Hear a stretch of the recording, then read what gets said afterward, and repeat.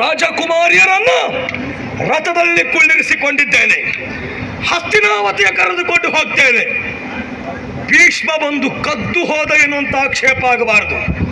ಭೀಷ್ಮನನ್ನ ಕೆಣಕಿ ಹೆಣ್ಣು ಮಕ್ಕಳನ್ನ ಪಡೆಯುತ್ತೇನೆ ಎನ್ನುವ ಬಲಶಾಲಿಗಳಿದ್ದರೆ ಬನ್ನಿ ನೋಡುವ, ಬನ್ನಿ.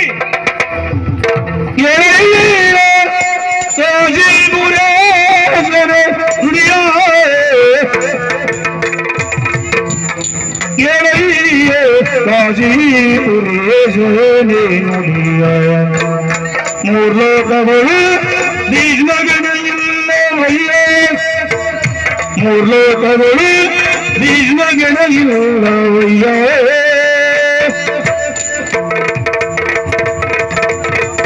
ಮೂರ್ಲೋಕಗಳು ಭೀಷ್ಮ ಗಣಯಿಲ್ಲವಯ್ಯ.